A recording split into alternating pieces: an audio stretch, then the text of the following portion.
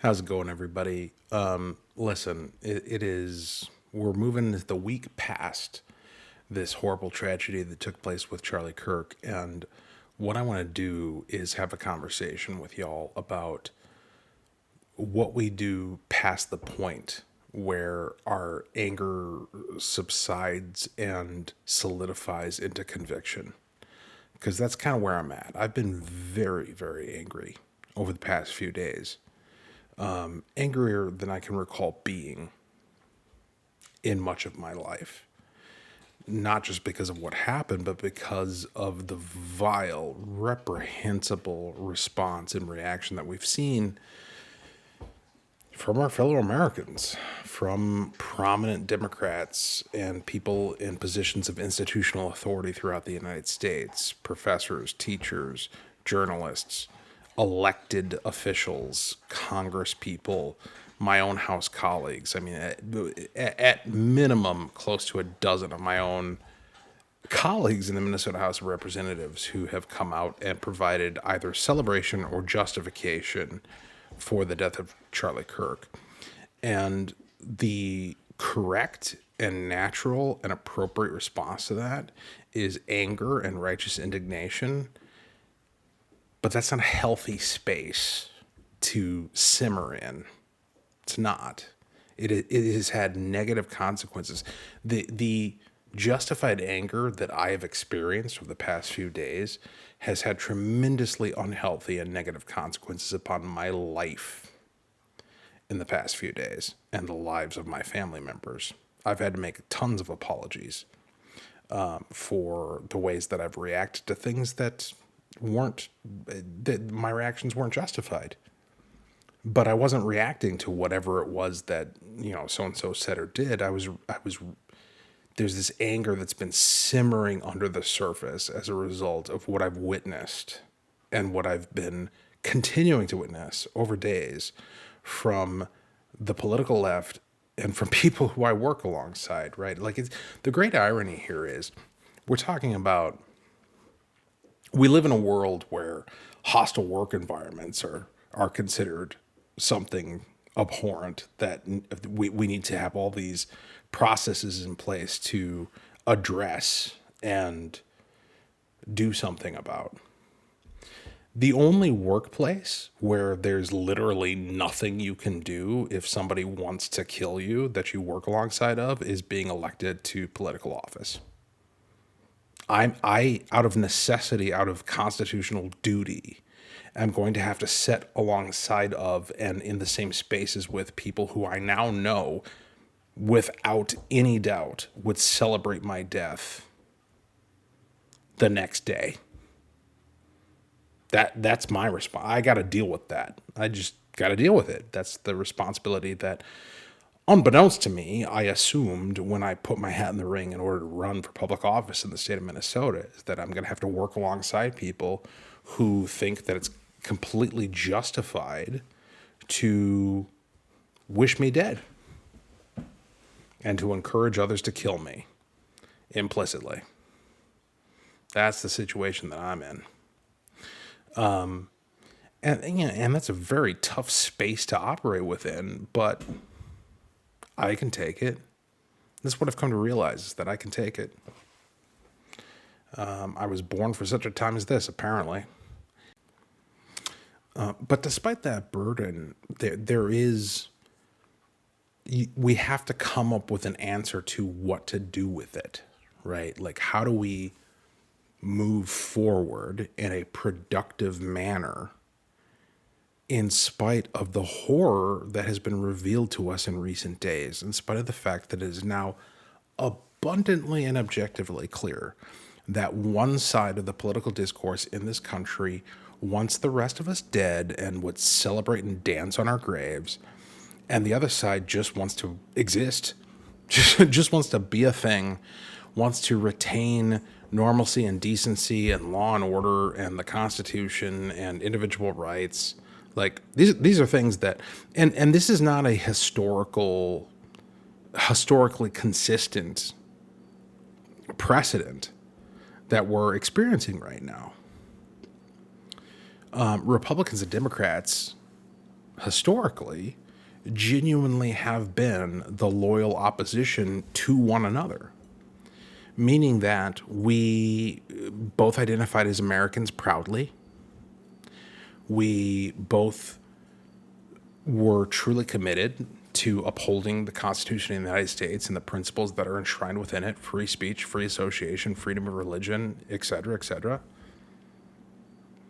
The difference between Richard Nixon and John F. Kennedy in 1960 was negligible compared to the difference between Donald Trump and Kamala Harris, or Zoran Memdani and literally anybody else, or Omar Fatah here in Minneapolis and the average citizen on the street in Minneapolis. Like the gulf in political viewpoint and worldview and ideology has expanded so much, and it is not a both sides problem. It's not, because those of us who identify as conservative or Republican or even independent, right, libertarian, like there's a whole spectrum of just normal people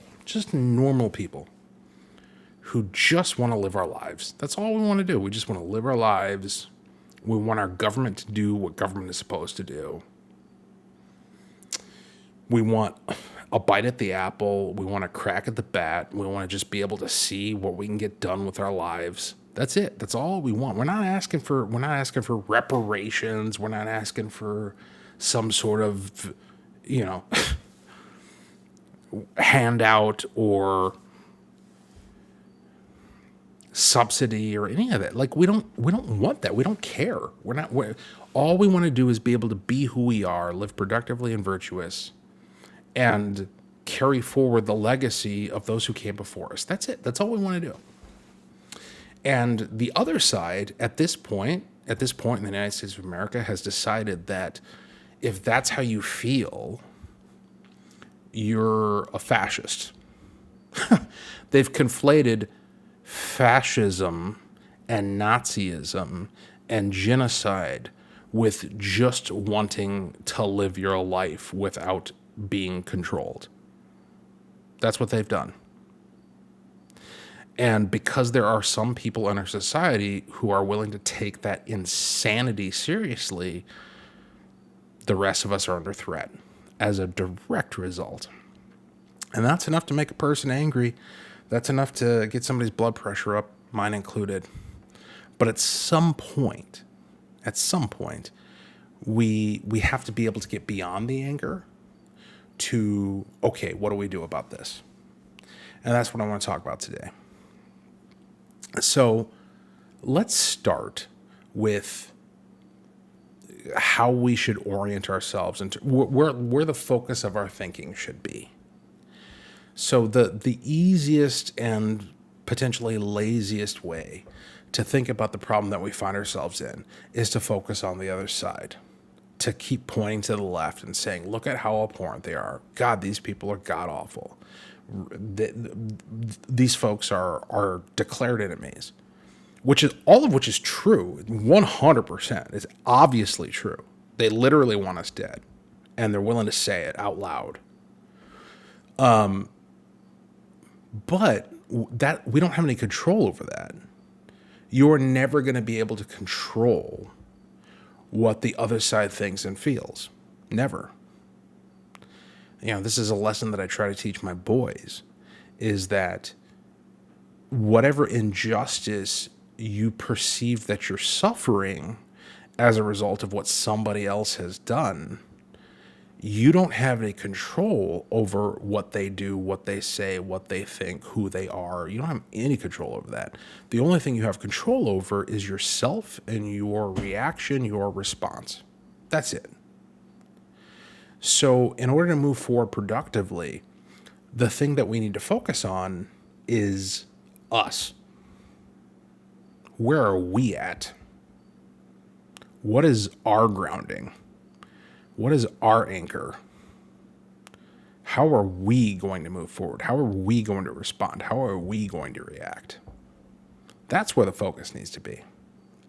And that's what I want to talk about today.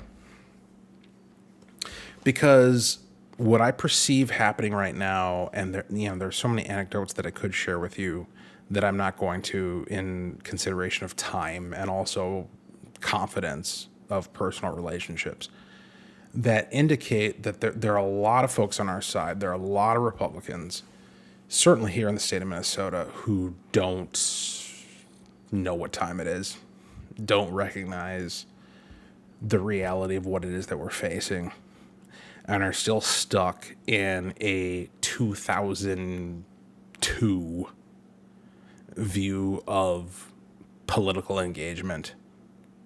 That they still think that we're that politics and public service is an exercise of decorum and respectful discourse and compromise and finding some way to get to the middle and focus on problems as opposed to throwing each other under the bus. But that's not where we're at. It's not. Clearly, when a guy can get shot in the throat because he shows up to a college campus to have a conversation, and the reaction from one half of the country is from some degree or another to say, he kind of deserved it. He kind of had it coming. He kind of brought it on himself. Under those circumstances, we're past the point where we're going to be able to unwind this thing by being statesmen, by having conversations, through debate. And that is a very dangerous place to be in, because when debate is off the table, the options that are left are not attractive. They're not. But they do exist, and they're not all ugly. One of the options, the option that we should be focusing on, is utilizing the institutional power that we have to restore the order necessary in order to have debate. Because you can't, in order to, imagine this. This is an analogy that I used with a colleague today in one of my many anecdotal conversations with folks. Imagine if you set up an appointment to have a coffee meeting with someone to talk about something where you potentially had points of disagreement. And at some point prior to having that meeting and having that conversation, they called you up and they said, just so you know, I think you deserve to die. Just so you know, there's a chance I might kill you, or short of that, I might encourage or celebrate somebody else killing you. Would you maintain that meeting? Would you be interested in continuing to have a conversation with that person? If you would be, then you're insane. And yet that's quite literally my constitutional duty as an elected member of the Minnesota House of Representatives. I am obligated to go down to St. Paul and have conversations and debate with people who have come out in droves to very clearly indicate that they think I should be dead. And that's not sustainable. That's not a scenario where productivity is possible, obviously. And so what do you do? How do you respond to that? How do you move forward? And the answer is that we need to, first of all, we must recognize the truth of what I just outlined, that's the scenario that we're operating in. Situational awareness of what our circumstances are is absolutely essential. That there is no room for underestimating. There's no room for granting benefit of doubt. There's no room for assuming best intentions. That we can't afford to do that. That's how you get killed. That's how you become the Norwegian immigrant who's sitting on a bus with a crazy black dude behind her who had been arrested 14 times and getting stabbed to death in the throat. Like that's how that happens, is by assuming, oh, he probably has the best of intentions. So I'll just sit in front of him and be on my phone and not care, not have any awareness of what's going on around me. Right? Which is not to in any way blame her for what happened to her. However, it is absolutely true that if you have rational awareness of the threats that are clear and present in your environment, you have a better chance of survival. That's true. And so we have to be aware of those threats and to recognize them and to be willing to call them out and to be willing to identify them and say, yeah, this is the world in which we live. These are the threats that we're facing. These are the people, and here are their names of the folks who have said online that they think that people who think like me should be dead. Right? So that's step one, is just acknowledging the situation, situational awareness. That's step one. What is step two? Well, step two is we need to acquire and maintain institutional authority. That means winning elections. But winning elections is kind of a problem for conservatives. It's kind of a problem for Republicans, particularly in the state in which I live, Minnesota. Like, we're just not good at it. Objectively, just looking at the receipts, we're not good at winning elections overall. We have a tenuous grasp on legislative majorities. Currently, we don't have any legislative majorities.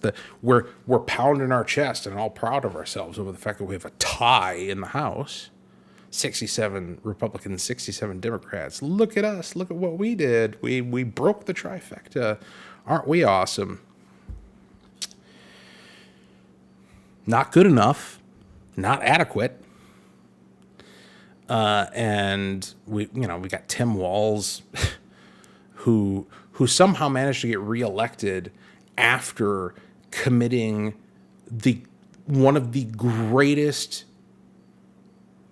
expressions of tyranny that has ever been seen in the United States of America, by unilaterally declaring himself king of the state, shutting down our businesses, shutting down our schools, telling us we have to mask up, we have to get a vaccine, like all this nonsense.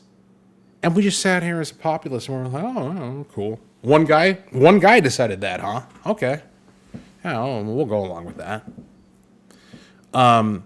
So, the Republican Party in Minnesota in particular is not in a good spot. A little bit better nationally. Some states where it's doing really well. Our state is not one of them. So acquiring institutional power is step two, right? So how do we do that, though? How do we fix the problem? Well, that leads me to step three, which is developing solutions to the actual problems. See, what I observe amongst my Republican colleagues, and I love y'all. I ain't trying to make you look bad, right? Like, I'm not trying to hurt you. I'm not trying to make you feel sad. But this is just my observation, and you can come at me. You have my permission to criticize me, to throw me under the bus, to tell me that I'm wrong. Like, go right ahead, okay? Go right ahead. But what I've observed is that the conventional wisdom, the instinctive reaction, the inertia of where we're at as a Republican Party is that we are primarily concerned with what we imagine people want.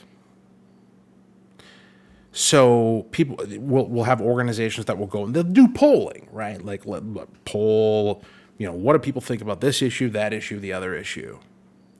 And then they'll get those results back and they'll say, aha, well, here's your battle plan, right? Like, here's your map of how to win elections, is by placating where the people are at on any given issue at any given moment. And this is how you get to things like people saying, well, we shouldn't be talking about social issues. We need to just give up on Minnesota having the worst abortion policy literally in the world. We should just give up on children being human trafficked as a result of the trans refugee policy. We should just give up on lives being destroyed as a result of trans ideology. We should just forget about all that and not say anything about it, because current polling suggests that that might not work for us in the suburbs or in the metro. Well, then what's the point of winning then? What are you hoping to secure if even if you were able to win by being milquetoast, which you're not, obviously, because we've tried that for decades, hasn't worked. Even if you were able to accomplish that, winning, while ignoring the things that matter the most, what would you have actually won? Seems to me the answer is nothing. So maybe we need to take an approach that's a little bit more like Steve Jobs. And it's interesting, and this is occurring to me as I'm saying it and thinking through it, is that, Steve Jobs' reputation was an asshole. That's how the people closest to him in his life remembered him, as he's just an absolute intolerable asshole. But look at what he accomplished. Look at how he changed the world.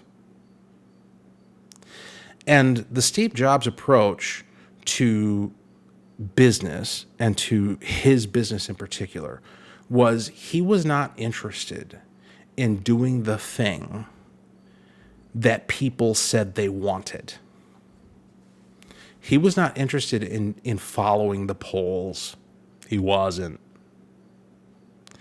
What he said was, we need to think outside of the box and come up with solutions to problems that people don't even know they have, and present a better way of living that is outside the envelope of what anyone else is even contemplating right now. We need to push things forward. We need to progress. And he affected that in his arena, in business, in technology. We need to adopt that same approach to politics, as Republicans, as conservatives. We need to set ourselves to the task of developing a product, which in politics we call that a platform, right? Here are the planks of the things that we're going to do if you elect us. But the platform should not be what's everybody thinking right now. The platform should be, here's what we know will work. Here's how we know we can reduce crime. Here's how we know we can improve education. Here's how we know we can reestablish the order necessary in order to have civil debate without you worrying about getting shot in the throat. Here's how we know we can do that. Here are the steps we can take to reestablish the order that is clearly disintegrated, and by the way, it hasn't disintegrated accidentally. It's disintegrated intentionally as a result of the declared intention of a subversive, by any means necessary socialist movement that is embodied in the form of multiple organizations across the country who are telling us daily that they want to dismantle the United States, dismantle our institutions, punish who they label to be fascists in absurd fashion. I mean, we've got all these people out there who are telling us they want to destroy us. They want to destroy our institutions. They want to destroy our country. They want to dismantle it. They oppose who we are, what we are, and how we do things. They're out there telling us that openly, with no shame, no hesitation, no concern about any consequence.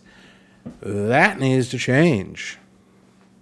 We need to that is a disordered society. That is not an ordered society. There is no argument by which, there's no premise under which you can argue that you have an ordered society where people are allowed to both say and organize to effect the dismantlement of your society.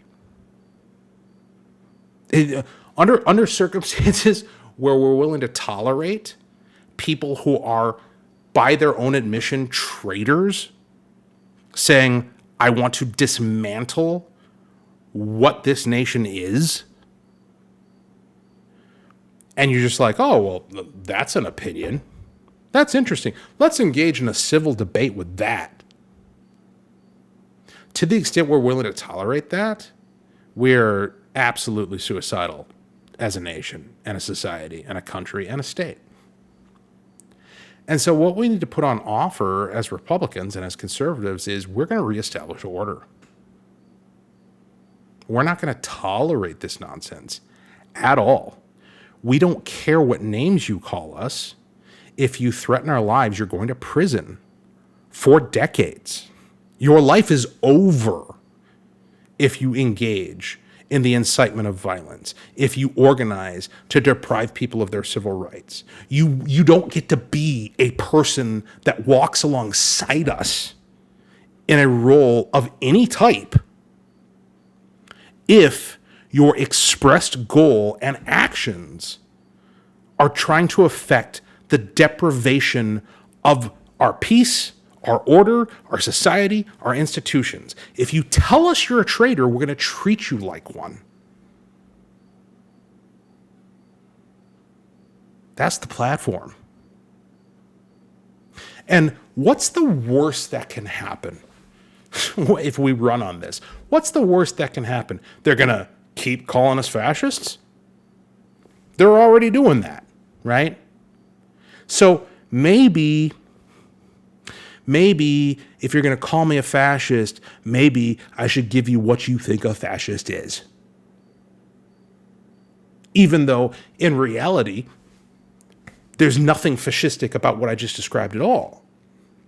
I'm not saying you can't engage in free speech, you can't engage in free association, you can't engage in the freedom of religion, you can't be who you want to be, identify how you want to. I'm not saying any of that. What I'm saying is that when you tell me you are going to kill me, when you tell me that your goal is to dismantle the institutions which make peace, prosperity, and life possible, when you tell me that you are coming from my family and my country and my state, past that point, you don't get to be a thing.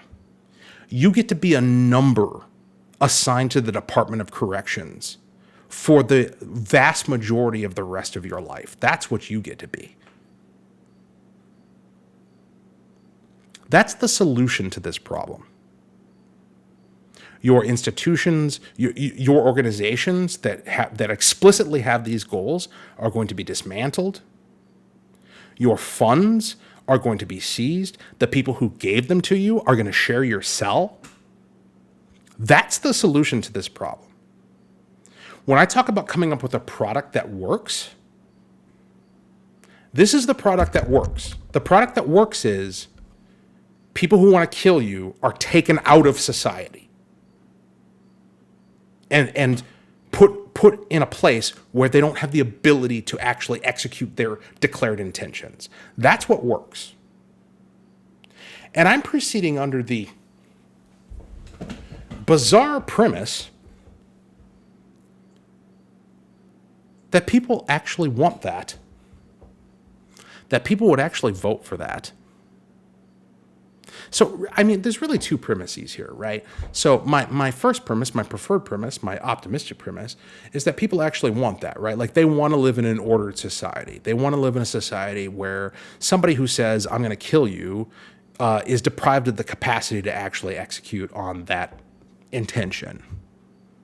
It's just like when I say it out loud, it's just astounding to me that it's remotely controversial that we would do that we would take somebody who says, I want to kill these people, and say, okay, well, you get a cage for 40 years. Like, that's, of course, that's what we should do. What else should you do with somebody like that? What other response to that is appropriate? So my first premise is that people actually would support this. People would actually support strength. They would actually support order. They would actually support solutions to problems. My second premise, which is a contingency, is that if the people don't support it, well, then what the hell are we wasting our time trying for? Like, why do I do that? Why am I sitting up here? Why am I here in my own home at the deprivation of time that I could be spending with my own family, living my own life, experiencing my own relationships? Why am I sacrificing all of that in order to engage in politics if my neighbors want to be ruled and killed? If that's what Minnesotans want, they can have it. Please tell me that's what you want. Make it very clear to me that that's what you want. Because once I know that that's your answer, that you would prefer that, then I can move on to something else. Like, I don't need to do this. My sense of self-worth and self-actualization is not rooted in holding a political office or being regarded well publicly or any of it. That's just not how I operate. I'm a Christian. Like, I don't derive my sense of identity and self-worth from what other people think. I just don't. To a fault. Like, I just don't care. Like, you either bring an argument, you either make sense, you're either rational, you're either virtuous and productive, or I don't care what you think about literally anything. That's just who I am.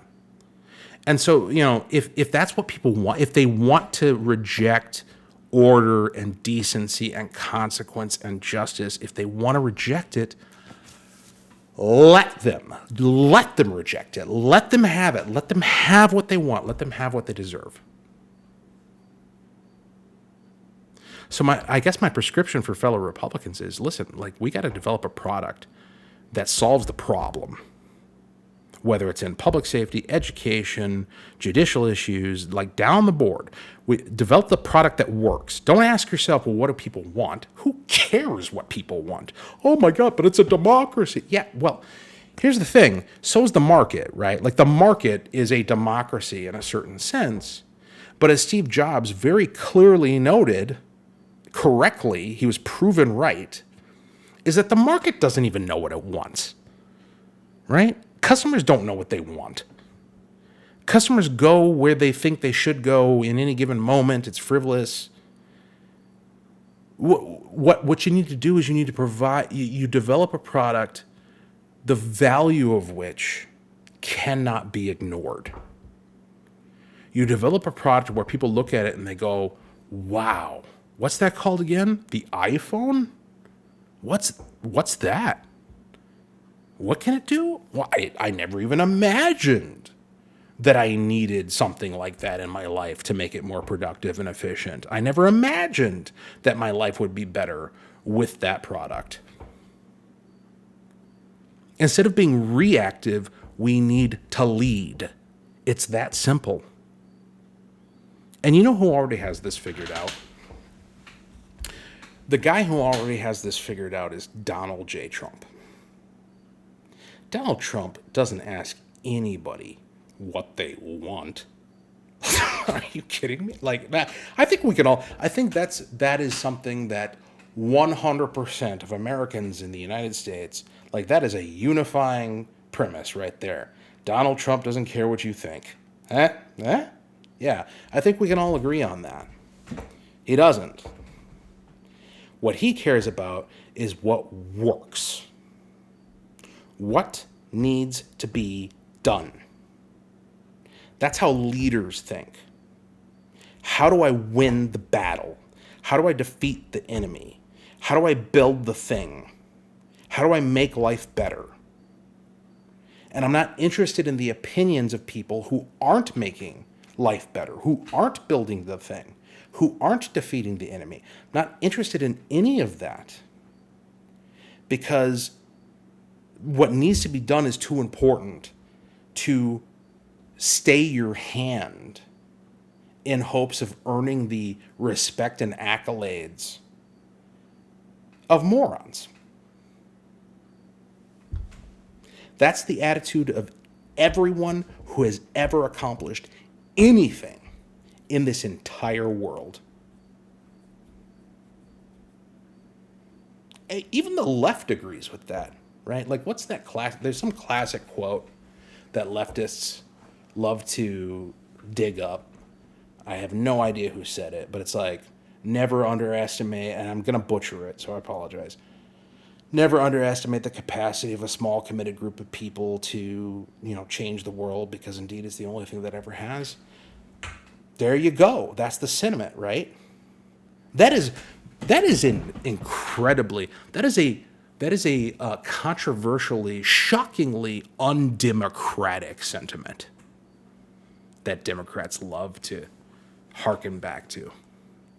What do you mean a small minority of people can change the world? I was led to believe that the only thing that should change the world is 50% plus one. This seems to be a universally understood principle, that it's not 50% plus one. It's who will get the job done. And the 50% plus one, the responsibility that they have is to recognize who those people are. But the only way they're going to do that is if we present them with a reason to do so. And that's where I'm at. I am in I got to tell you, this week, the past few days has been the most turbulent emotionally of my entire life, which probably means I've lived a pretty graced life. In that, the tragedies that I've experienced have not risen to a level where they feel worse than what I've experienced the past few days with this situation. And that means I've been tremendously blessed, and I'm grateful for it.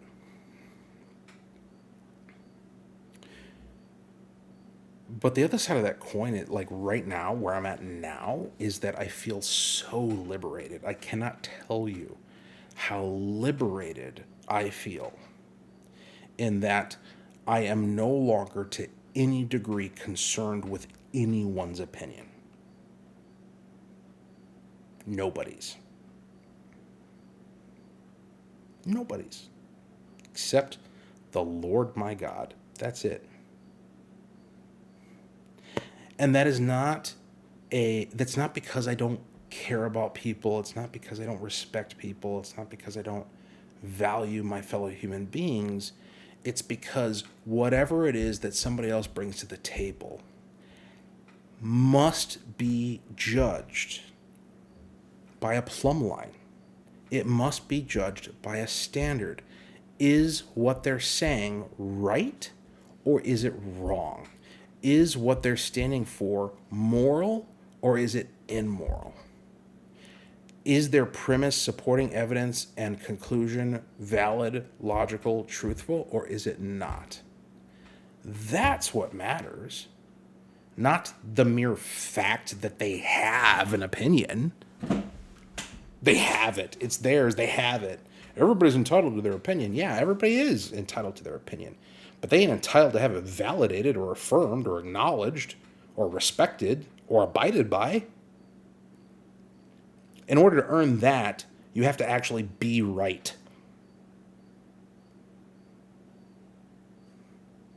That's why ships have captains. Right? I mean, it's why it's why planes have pilots, right? Like you there has to be somebody who says this is what we're going to do. And you better hope that's a good person. And you also better hope that whoever they are, it is not overwhelmingly concerned with what everybody else on the ship thinks. Because if you are, you're not going to be able to operate. And there is no tension here between what I'm talking about and our classically liberal democratic republic processes. I'm not saying that we need a strong man tyrant who's just going to impose his will with no regard whatsoever for what anybody else thinks. What I'm saying is that when you have somebody of clear mind and determined purpose who develops the product that solves the problem, the agreement and the support and the allegiance come afterward. Leaders are not coercers. Leaders do not make demands. Leaders inspire. People follow intentionally, actively, because they recognize what the leader has on offer. That's who Republicans need to be. That's who conservatives need to be. That's who Charlie Kirk was. That's who Donald Trump is. You lead, and then people follow, not because you put a gun to their head, but because you demonstrated to them that you have their best interests at heart. I'm hoping all of this makes sense. And I know a lot of it's going to be taken out of context. I don't care. I'm done caring about clips and bad faith left-wing actor. Like, get out of here. Nobody cares. All you're doing is doubling down on your own side of people who already want me dead, just like you do, right? So I don't care about any of that. But for the rest of you, for the normies, for Americans, I hope you understand where I'm coming from here. I hope you get it. I'm not talking about, we need a strong man who's going to impose their will. What I'm saying is we need a leader who's rational and focused. And we actually need a lot of them. We need an entire movement of them in various roles throughout our institutions to purge this nonsense that we've experienced, certainly over the past few days, but you take it back many decades at this point. That's the only thing that's going to work.